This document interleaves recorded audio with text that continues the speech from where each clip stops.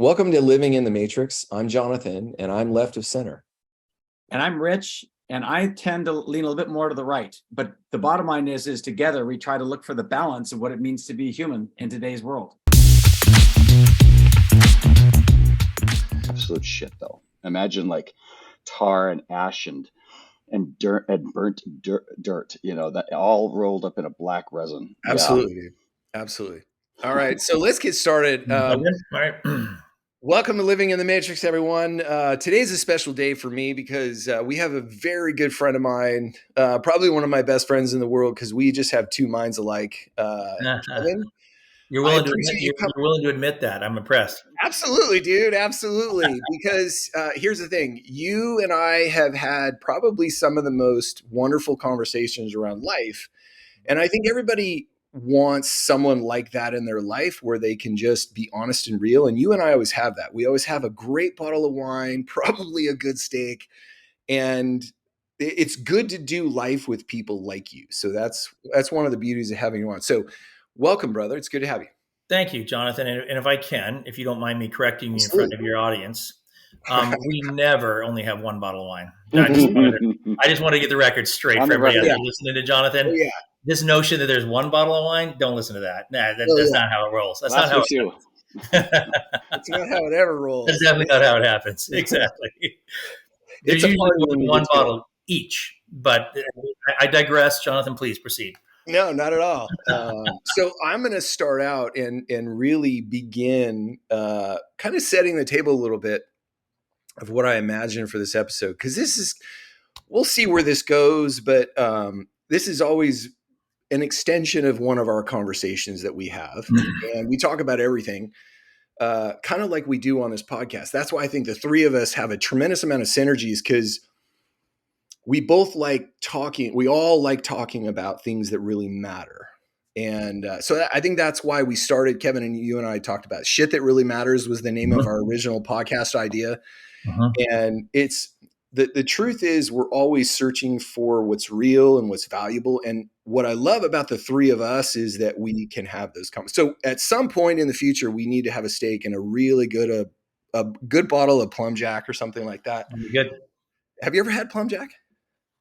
Rich, of course. Yeah, I visited their winery on my 50th birthday, actually. That's good juice. Stellar wine. Yeah, I mean, there's so many great Napa Cabernets. I mean, my friend's bringing a bottle of Colgan out to Utah. We're gonna go out and do the Wave hike, which is in southern Utah, which is also good juice. Only a few hundred pieces get there. So yeah, and I don't know if you're familiar with Sine.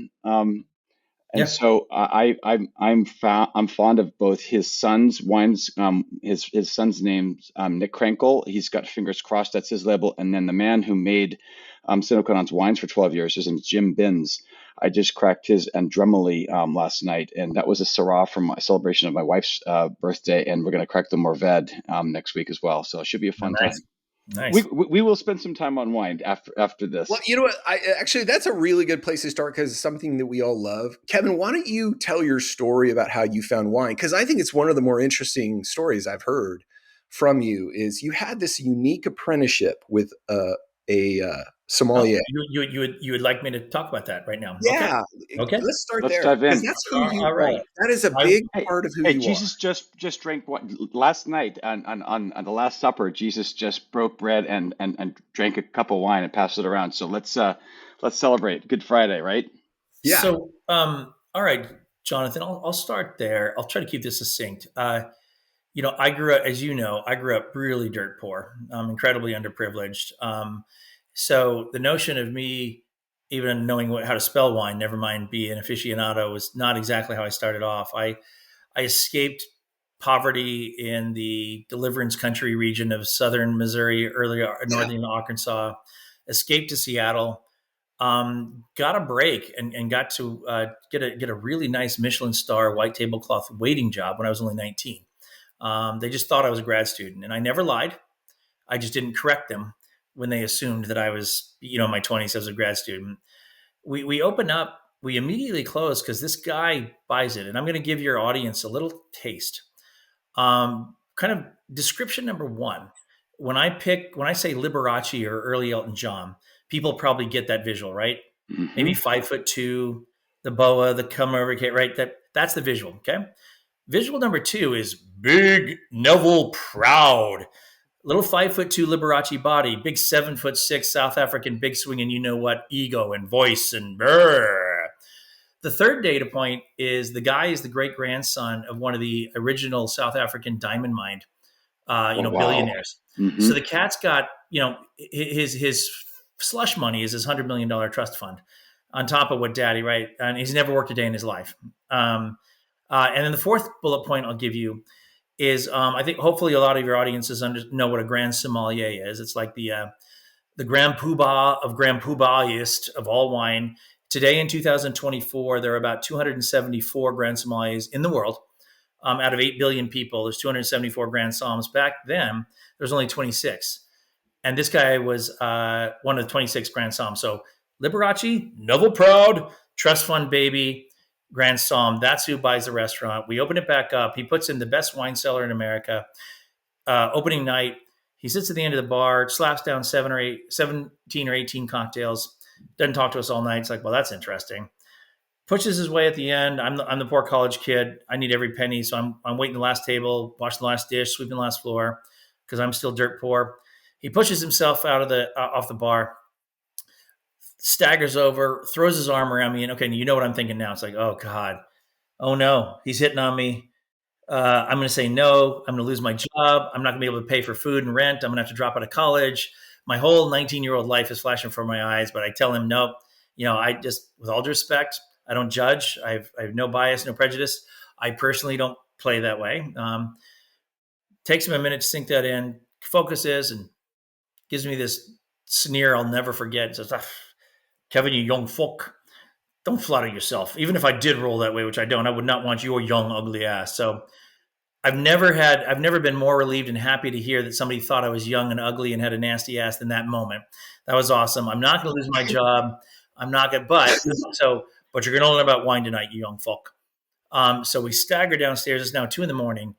and we go past the wine cellar into the wine vault. And this is where the Margaux and the Pomerol and the Rothschild and the Lokoya and the Screaming Eagle. And he pulls down something that would be $4,000 today, right? Inflation adjustment, a 1962 Petrus. Wow. And here you go. Just picture this weird eccentric billionaire weirdo has got the 19-year-old college kid in the vault in the basement drinking a $4,000 bottle of wine. And that began 3 nights a week for 2.5 years through my entire undergraduate. I got 3 nights. I got this education from this freak. Incredible. But this freak that, so you couldn't buy this education today. So, I mean, talk about having the heroin needle stuck up my arm. So the good news is, I graduated with a hell of a palate, and that's been good for career and entertainment and all that. The bad news is, I graduate with this Rolls Royce budget and this 10-speed bicycle, this Rolls Royce palette and this 10-speed bicycle budget. And boy, was that good motivation to get my ass earning some money because I couldn't afford my juice anymore. Right. And I was like in DTs, trembling like a heroin addict, getting off of his good juice. So that's how I lined wine. And then wine is in every corner of art in our civilization, every corner of history.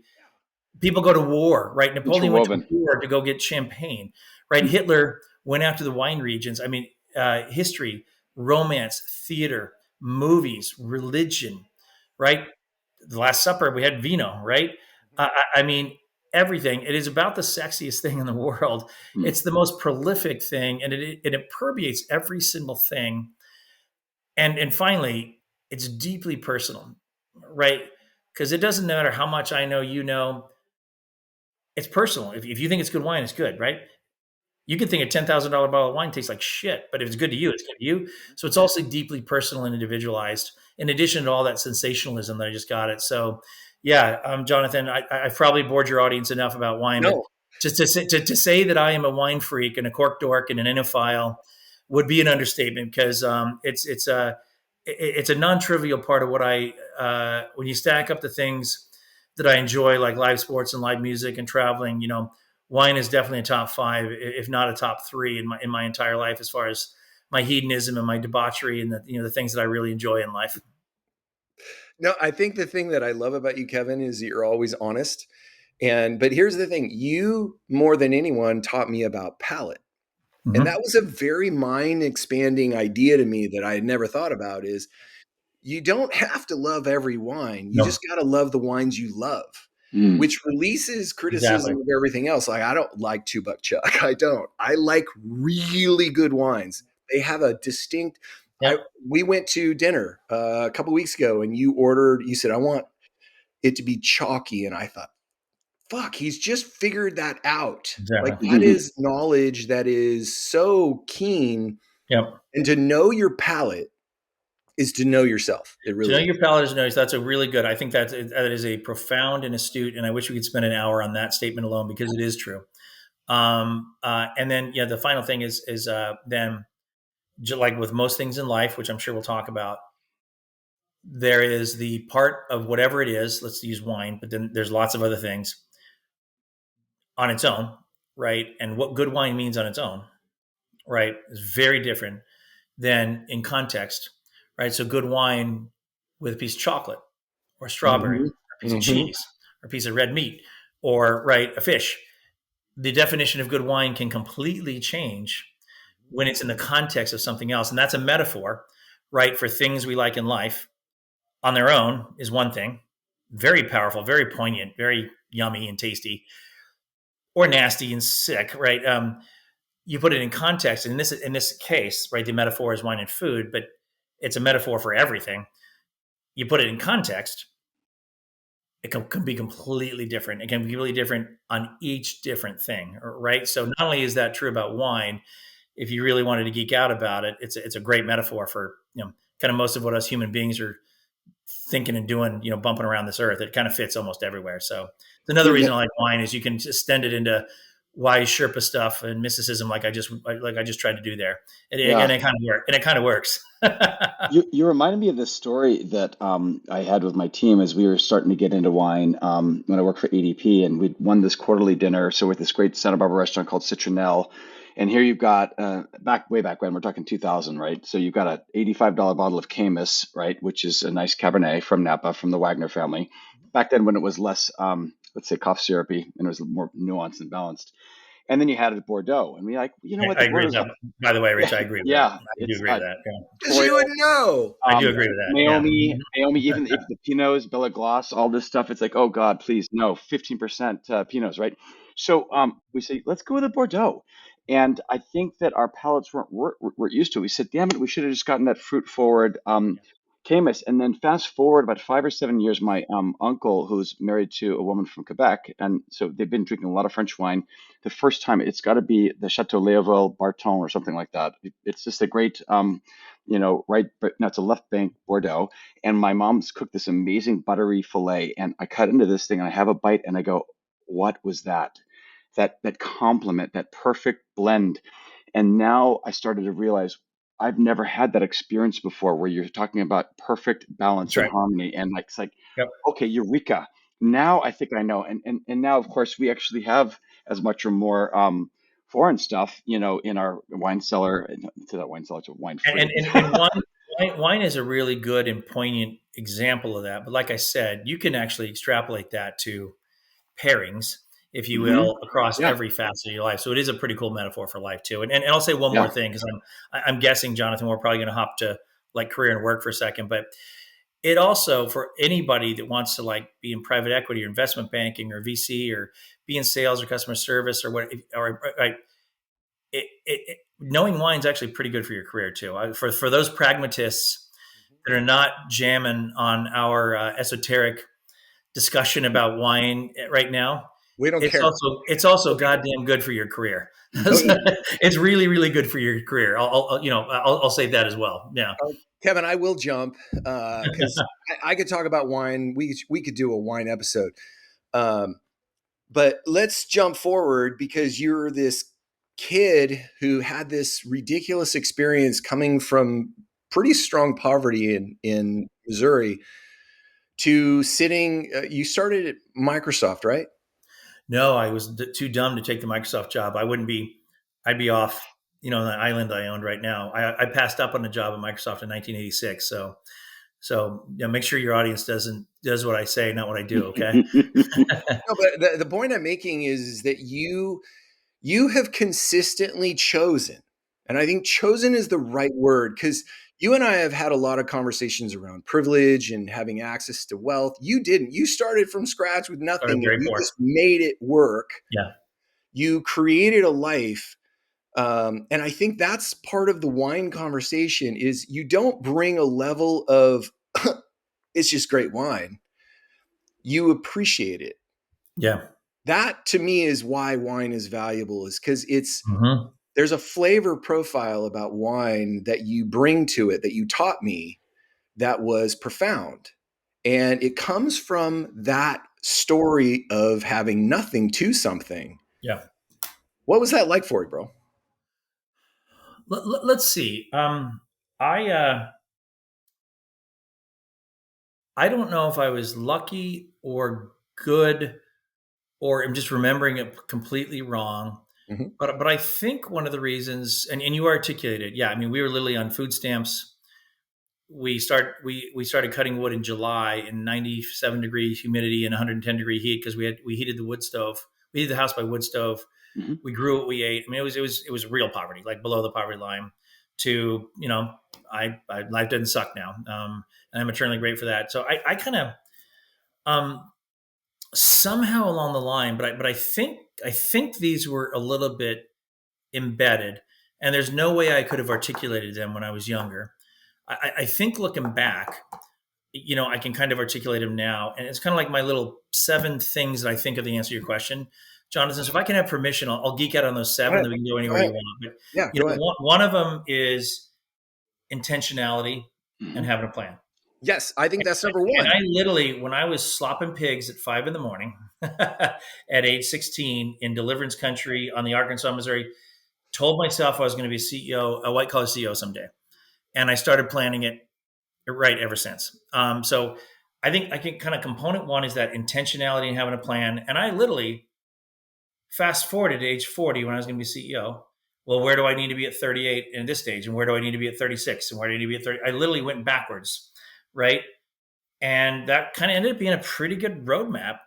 It's like, okay, that's going to take me 30 steps. I better start busting ass, because by 21, I better be by step 2. And by 25, I better be at step 4. So that concept of intentionality and having a plan, not just in career, but in life, because it wasn't just career, right? It was everything, right? The second one is kind of this concept of not just empathy, but comprehension. Because it's one thing to be empathetic, but you got to understand what you're empathizing with, right? And along with that, kind of communication and transparency. So, am I going to be empathetic? What do I want? Well, God, what do I want from my coworkers?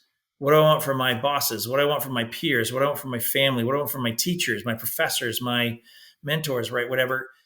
And more importantly, comprehending what to do with that to further my goals, right? Not selfishly, but right. If I'm going to do it, it's going to be because I'm helping everybody else in that entire ecosystem win with me. Otherwise, I'll lose, right? And then that transparency and communication. I remember being 22, winning sales rep of the year for a Fortune 500 company, sitting down with the CEO of a Fortune 300 company saying, I'm going to have your job in 30 years and I want you to tell me how to get there. Right? So transparency and communication, but not selfish.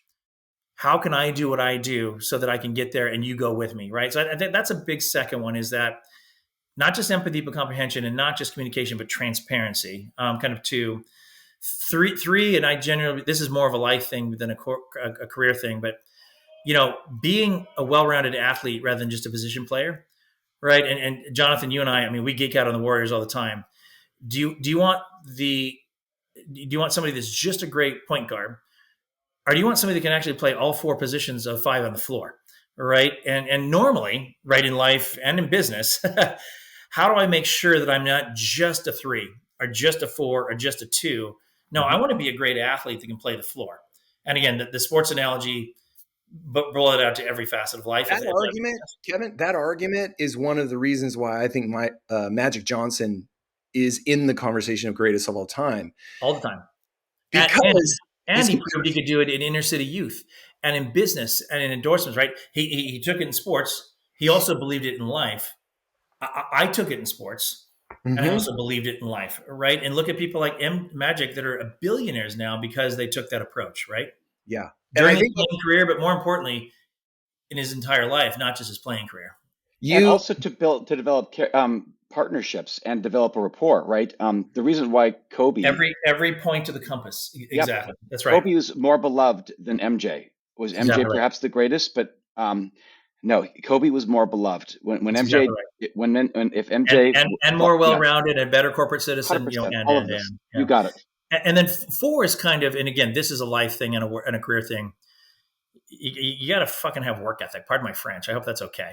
no, we can say You need work ethic. You need to be willing to put in the work. No entitlement, no silver spoon. I don't care how lucky you are. I don't care how good looking you are. I don't care how smart you are. And again, I've got a pretty high IQ. I'm decently charismatic.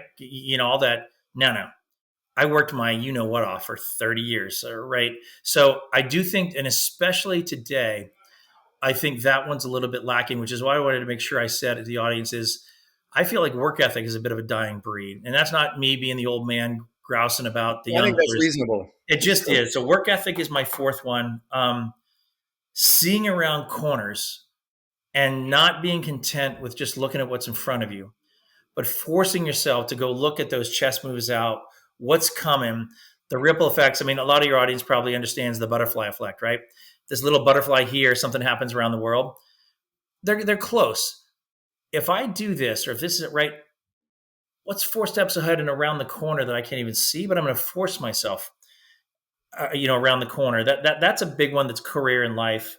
The second to last one is just balance. You can't just be in it. You can't just be a world class athlete. You can't just be a world class CEO. You can't just be a world class. You better have some balance, or you're just going to tip over, right? Because at Balance some in point in EQ time, or work-life balance or some kind of a, everything yeah. creative quotient versus EQ versus IQ. Friendship is in a social life versus working 700 hours a week, right? Sleep versus being the top of the leaderboard. Health versus W-2 and money. You name it, right? People that are hungry for success in anything. It could be marriage. It could be a relationship. It could be career. It could be an up-and-coming winemaker. It could be a budding CEO. It could be an athlete.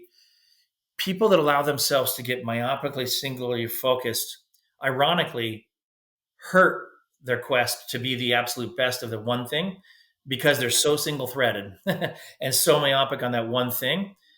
They don't even realize they're actually hurting their progress against that because that lack of balance actually hurts them. And the last one, it's a little bit tied to that, is just, life, career is a team sport.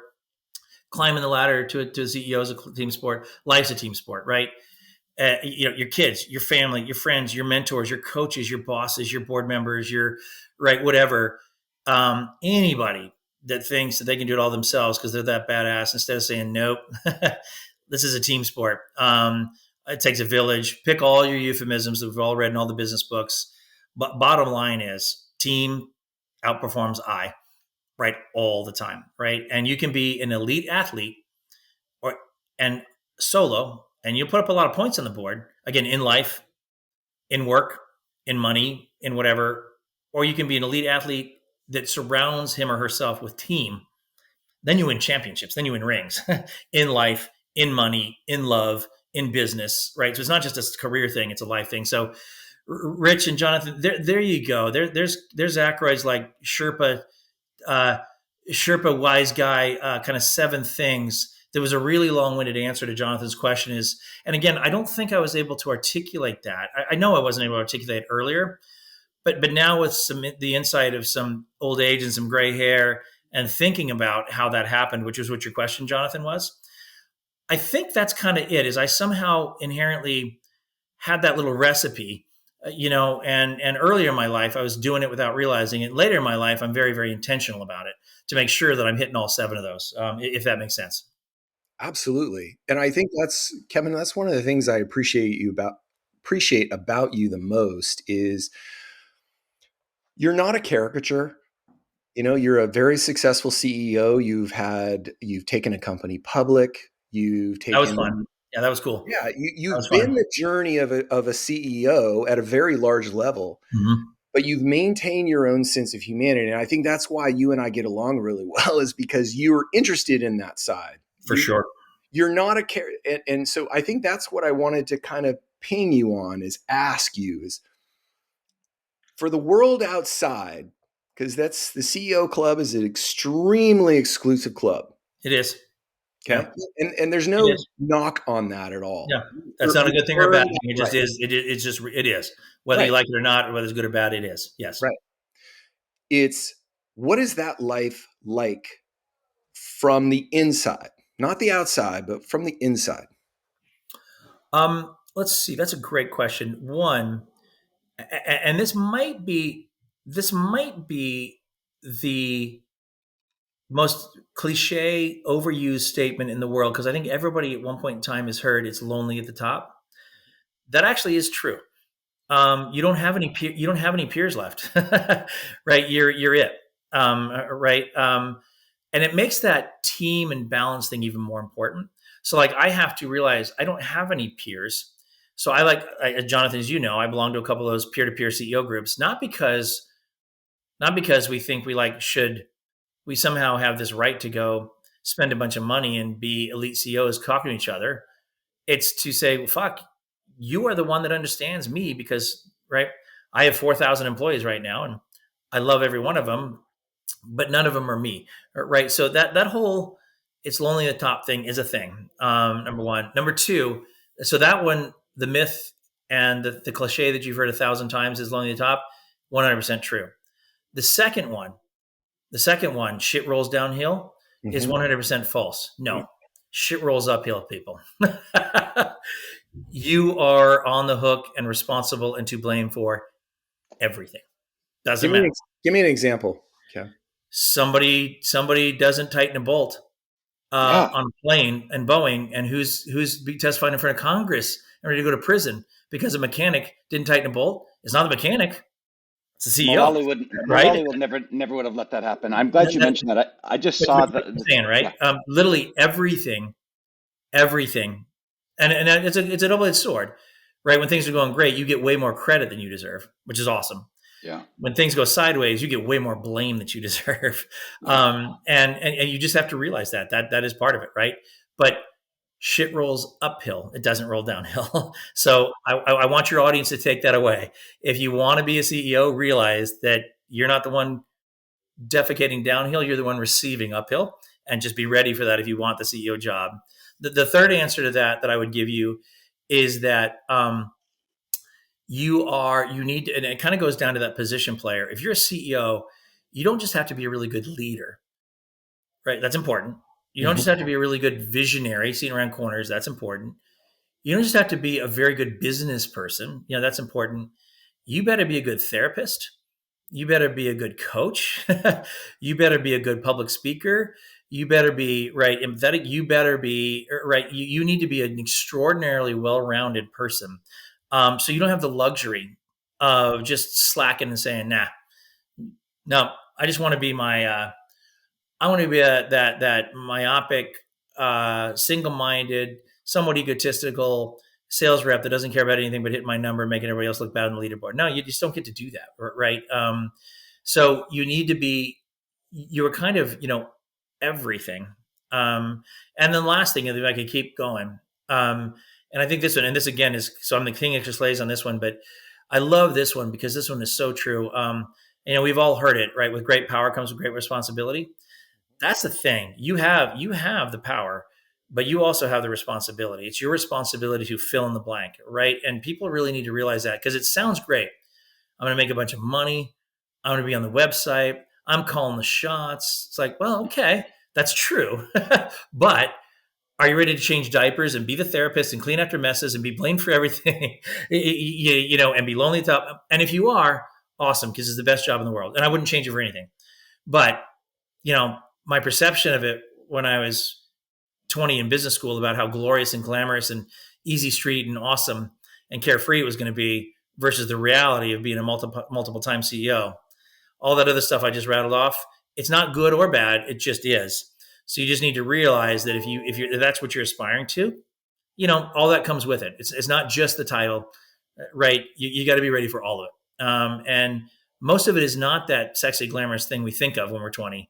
Most of it's like the real crap, right? And dealing Speaking with of the the shit. wine business, Yeah, the exactly. wine, it's not all sexy with the bottle and the It's not. estate. It's It's the not. hands getting dirty. It's the harvest, right? There's so much more behind the Exactly. scenes. Yep. Exactly. And again, if you're willing to do it, awesome. And if you appreciate that, it probably makes you a better CEO, right? Because you're willing to bite all that off, right?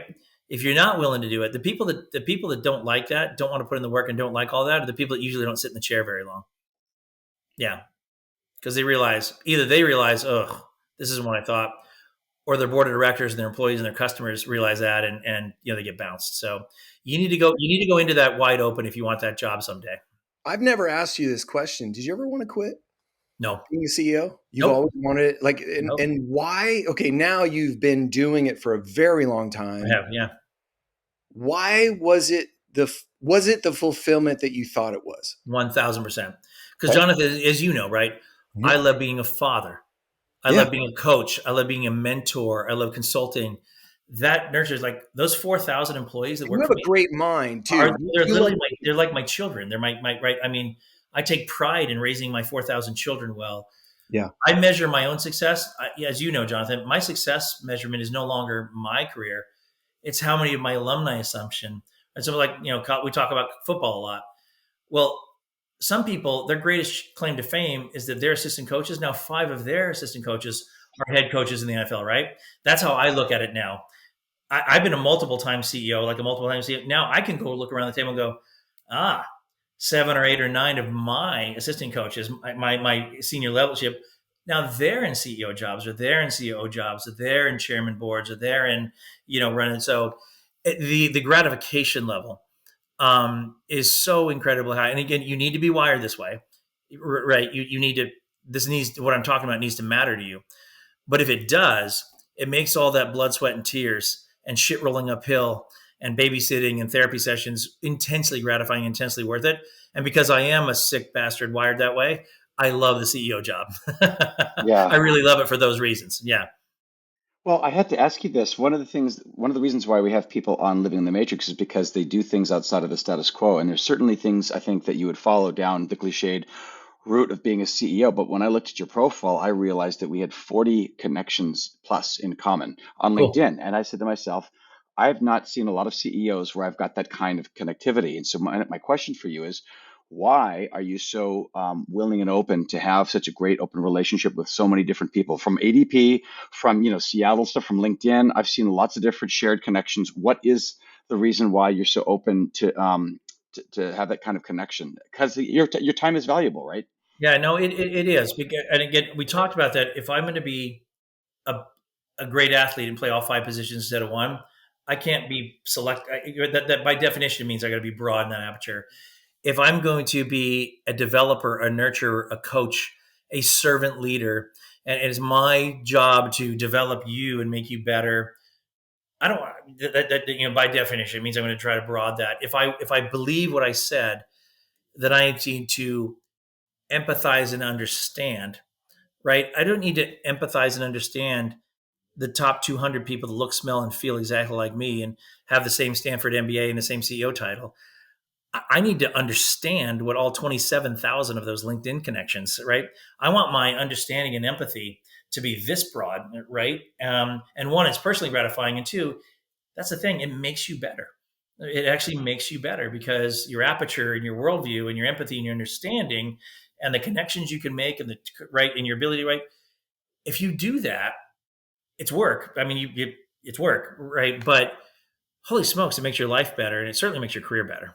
If that Well, makes sense, Rich. no, Yeah. I can testify, Rich, to that. I've sat at dinner with his line managers, the guys on his core leadership team.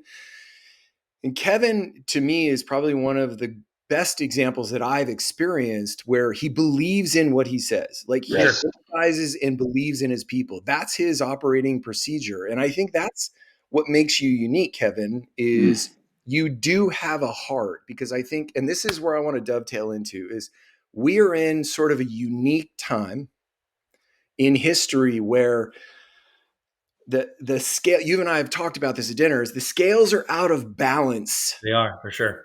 deeply. For sure. And you bring a perspective. What is the conversation inside around that? Yeah, boy, I wish we had 10 hours to talk about this. I'm going to go back to a couple of themes that I just did, but again, I'm going to go back for a second to my third thing, and forgive me for being repetitive, Jonathan, but it's a really important piece to what you just said. Yeah. We are the most effed up we've ever been. Mm-hmm. We're the most divided we've ever been. We're the most lost we've ever been. We're the most confused we've ever been. We are the most against each other that we've ever been. I mean, I could just go on and on and on, right? Yeah. What's the first, if you want to do anything about that, what's the first thing you need to do? You need to empathize and comprehend. Can you actually say, instead of judging the 992 points of view that I don't believe in personally, which is easy to do. I'm right. The other 922 are fucking morons, right? No. If you take the time and not just empathize, empathy means I get it. I understand. And I want to be receptive to all these other racial, socioeconomic, religious, I mean, you name it, right? I mean, the divides are immense. Let me empathize and understand where you're coming from. Right? Let me empathize, feel. More important, let me comprehend. Well, why do you feel that way? Why do you think that way? Because that's the key.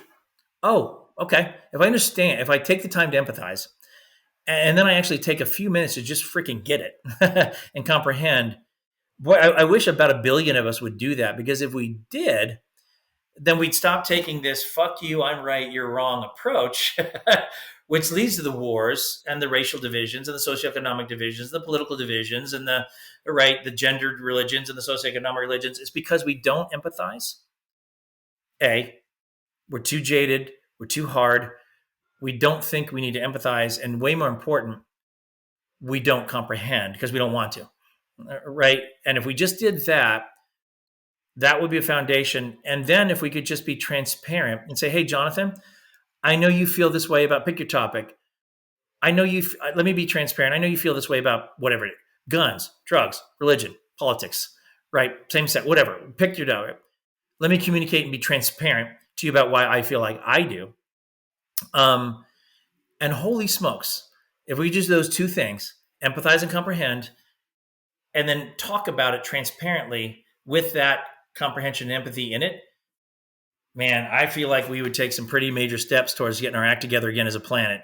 And I realize that sounds very professorial or philosophical, but I kind of genuinely believe it. And it's why it's one of my key tenets, because like I said, I don't think that's just a career thing. I think that's a life thing. And I do think, not that I would ever espouse to give the human race advice, but if I did give the human race advice, I think that's the most important one. Because boy, if we could actually just have an ounce of that, what I just rattled off, man, we would be a different place. We really would. Yeah, Do you think, I think Vivek? one of the things, let me dovetail on this real quick, Rich.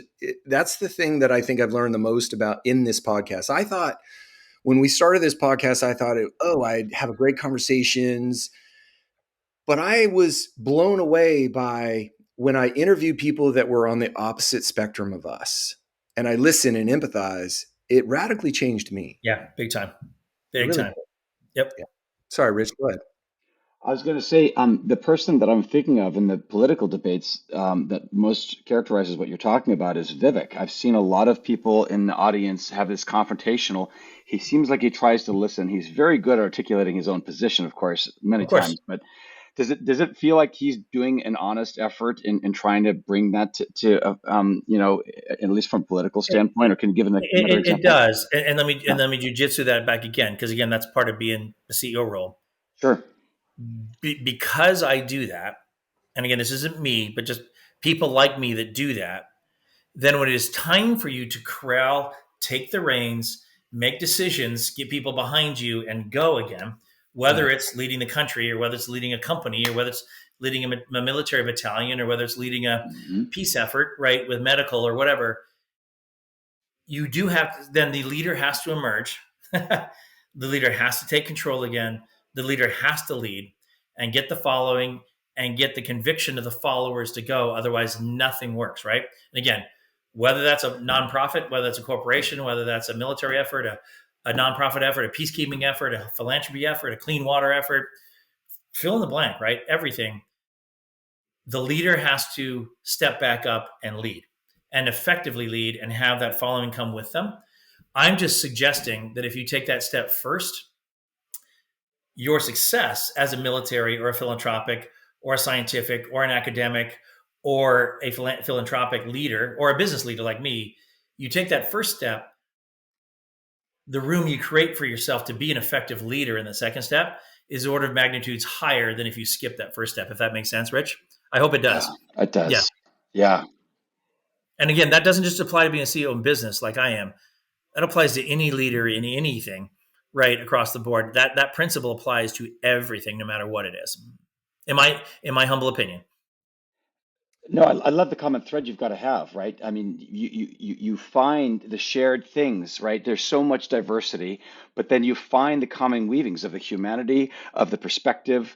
I mean, as much Find as them. diverse as that things are, right there, but there are the common threads, and that it's the idea Find of, them. oh, Talk you about too. them. Be Yep, yep, transparent. Realize that, hey, yes. and then you know what? Let's freaking chart a path. And another thing I learned, hey, if 100% of us are 80% happy versus if 80% of us are 100% happy, we're way better off. We're not all going to be 100% happy, right? That's not what it looks like. That's impossible in this world, again, no matter what it is. But we're going to find some common ground. And even when I am here, you empathized, you understood, you talked to me about it, you were transparent about yours. So when you tell me, hey, I'm going to go the happy medium ground in business or in politics or in whatever, all 10,000 of those people that might be a little to the left of you or a little right of you, they're going to follow you. If you skip that step, they're all going to go, No, hey, screw you. Yeah, Mhm. exactly. no. Yeah. Simple, but insanely powerful in everything. Again, science, academics, military, healthcare, politics, it doesn't matter. That's the approach you got to do if you want to effectively lead and have a big following versus lead and constantly be talking in an echo chamber because most of your audience is not hearing you, right? Mhm. And back to I happen to think that specific politician is actually doing a decent job. Great. Yeah, but I think that's what it takes, right? Of course. Yeah, Kevin, so what do you think is a way through the inequality? Because I think ultimately oh you God, speak from a side. oh man, I know. I want to open a can of worms because yeah, that's partly what this conversation was about. Is you bring a unique perspective, and I'm not saying throw anyone under the bus because what I appreciate about you is your empathy. You're yeah, not trashing people. I know you're not going to do that, no, but we are not in the same place we were when we were kids. for sure, We're yeah, all relatively the same age. When we were, 40 years ago, it was a very different world that we lived in. And now it's expanded and AI. So AI is going to throw a wrench into things because it's going to 100x. Like the internet was 1x. That's what they're equating it. AI is 100x in terms of change. How do we begin addressing the inequality in a world that is really going to in the future be about superfluous abundance? man, that's a great question, boy. I I feel about 1% qualified to answer that. My gosh, Yeah, but you have a good that's that's, perspective though. that's so above my pay grade, man. You give me way too much credit to even touch that question. Um, that's sad, even though I'm only 1% qualified to answer it. I think there's a couple things. One, everything that we just talked about is mission critical to addressing that too, right? So just cut paste, right? Two, I do think that, and I actually genuinely think that most of the 8 billion people in the world want this. Mm-hmm. We somehow have to figure our way back. We don't want dictatorship or tyranny, right? Or Gestapo or Banana Republic. We have shifted so far over to anarchy, everything Mm. goes, right? Even in this country, and I can point, I can point to things that would affect 1% of the population, but make up 50% of the clickbait online every day, right? That's got to stop, right? So we have to we have to come back, and we have to have leaders that can do the stuff that we talked about 10 minutes ago, Mm-hmm. that can actually bring the flock back in a little bit to say, yeah, we didn't like this, but can't we actually agree that this is freaking madness? The fact that you were willing to go shoot somebody to defend the right for assault, right? you're so far gone that you think that you would rather shoot 20 people with your assault rifle before they take your gun away because they just shot 100 people in a grade school. Can we acknowledge that might be a little far off? Right? Can we acknowledge that 6'4" dudes that are hung like a horse probably shouldn't be in grade school girls' bathrooms in the answer of equality, right? What we're calling equality. I have the right to be a 6'4" dude that walks into a junior high girls' bathroom. No, I have the right to keep my World War II assault rifle that can mow down 700 people in self-defense. No, and again, I'm not expressing opinions. I are personal. I'm saying we have somehow got to get some leaders that can make people realize that most of the inequality, right, is this extremism. And boy, we would solve for that inequality better if we just kind of came back a little bit to right kind of common ground, common sense, common good, etc. That's my closest stab at it, Jonathan, is until we solve for that, right? And on top of that, unfortunately, and this might be a little bit controversial, but I'll go ahead and say it, because I don't know. I mean, I'm in my 50s. I think anybody in their 30s and below literally take our digital social online media as gospel. And the lack of responsibility around there, I think, is the single biggest kind of flame on the fire to this. So in addition to getting some leadership that doesn't squash any of this and isn't right or left, isn't correct, I'm right, you're wrong, we somehow get ourselves back to leadership, again, political, corporate, academic, military, social, that gets the 7 billion people that thrive on gnawing on their particular flavor of inequality and loving to exasperate it into realizing it's kind of group insanity and let's just come back. And then two, we somehow have to figure out how to, because this, and I realize how confrontational it is, but we've kind of allowed ourselves to just freaking when I was in business school, last in, first out. LIFO is an old CPA term. Mm-hmm. If I saw it on Instagram, it's what I believe, right? Yeah. And the abuse is there, right? And I'm not even going to go there with free speech versus censorship and all that. But we have to acknowledge that that is where 6.5 of the 8 billion people literally have their opinions formed and reformed and reformed and reformed and reformed. So I personally believe that there does need to be some kind, and I don't recommend censorship. I don't recommend nationalizing the social media networks. So I don't know what the solution is, but if we don't get the goal of ourselves to not be inequality and divisiveness, but actually finding a way back, and we don't stop the flamethrower gas on the fire, right, that happens every second of every day, then I think we're doomed. So Jonathan, I don't know the answer. I do think that I know what those two problems are. And in my mind, those are the ones we got to solve for. How is above my pay grade, but I do think those are some of the things we're going to have to get over. Well, let me ask you a little bit more of a practical question. And Jonathan, I have a 5. I've got about 5 more minutes. Is that okay? Oh, no worries. Okay, no, perfect. Yeah, okay. Let me ask you the practical question then is, how does something like Boeing happen? Is it a lack of concern? Is it a drive for profit? What is your perspective on that? And I know you don't know the insides, but you kind of have a feeling of organizations and how that could happen. How does that? Backyard. Yeah. Right. And that is true. It's in your backyard. That's right. Yeah. No, that is true. My personal opinion is that it goes back to that comprehension, transparency, communication, right? And I'm going to give you, and by the way, let me be very clear. I'm not suggesting that this was the case. I know a lot of people in news media are suggesting that case. I am not, to be really clear. I'm not pointing a finger.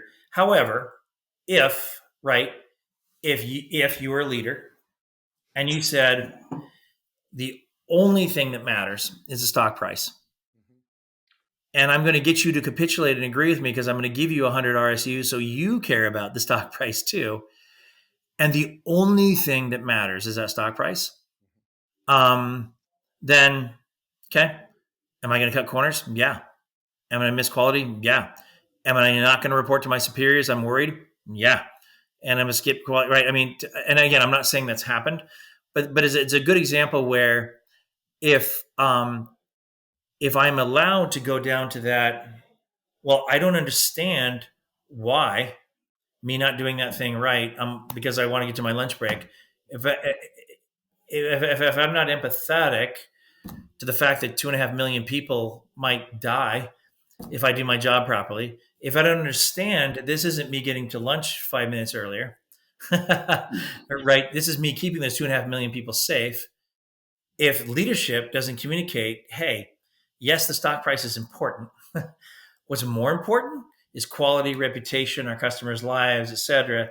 And if the culture of an organization isn't transparency, you know what? And if transparency is, you know what? Shit, I got to ship that product 3 months later because it ain't where it needs to be. And again, I'm not suggesting or inferring, but that's the kind of thing that could happen if you go down that path versus the one that I'm kind of suggesting is a better path, if that makes sense. No, I think it's ultimately it's you and I have talked about this over dinner. Is I think the culture of capitalism has shifted from when we were kids to Unfortunately, yes. yeah, It's not about what it was. It is yeah. a few But a my few a question few is, a few elite people that don't have empathy, don't have comprehension, don't communicate, don't have transparency, don't believe it's a team sport, are fine with the inequality and division for their own gain. It's systemic, right? And unfortunately, that's kind of where we sit right now. And we do need to inject ourselves a little bit more into, and again, now I'm sounding like a politician or a philanthropist, but I kind of do. I do agree with you, Jonathan. I do, as a person, not necessarily as a CEO, but as a person, I really agree with what you're saying. well, let me close with this because I know you got to go. Is I don't get the how last question. does You usually give me the last question. oh no, I'll give you one quick one. It's a fast So one. I think I know the yeah, answer. how does let's just keep the United States begin shifting back to that sense of empathy? Boy, um, unfortunately, right now, like let me just use an example. We cry about data privacy. The same people that cry about data privacy are the exact same people that click yes, you can use my data however you want to if you give me that 5% off coupon, right? Mm. We as 352 million Americans need to stop that because it's self-imposed. And I'm using that just as one example, right? I could give you 1,000 more, right? We need to stop saying out of one side of our mouth, I'm complaining about it, while on the other side, completely capitulating and feeding it. And that was just one good example, right? The 352 million of us actually need to care, right? And then we somehow need to get leadership. Again, I know this is corporate leadership, political leadership, academic leadership, to break out of the beholdencies, right? And realize that, hey, what good looks like, right? And again, another example. I mean, imagine this, Jonathan, and I knew this is a pipe dream. What if the boards and Wall Street rewarded your stock price for social good rather than, right, or for philanthropy, right, or for empathy, right? What if there was a metric about how well you actually did around corporate responsibility, diversity, equity, inclusion, environmental, social, and governance, right, and giving back, right? What if half of your stock price value was those things versus just your EPS and your revenue? Because what happens is all those things are in the way of my EPS and revenue. So I do bad things against all those things because if I don't, I'm a CEO and I could care about wage rates in my factories. I could care about clean water in my service center in Africa. I could care about diversity. I could all the things I personally care about. But the only thing that my stockholders in Wall Street and my board is caring about is this. And I'm going to get fired if I don't deliver this and not have any luxury at all to go influence those things. How we're measured, right? The collective we, how we're measured needs to change. If that makes sense. Absolutely. Because the problem is our leaderships are measured in a way that is antithetical to the things that we need to change. And that is a truism that I will stand by. That one I'm happy to go on the record on. Our leadership is measured, compensated, and their job security is completely dependent on stuff that is antithetical to the things that are wrong in our society right now. And I'm talking about the United States specifically. If we can't fix that, we ain't going nowhere. Yeah. Rich?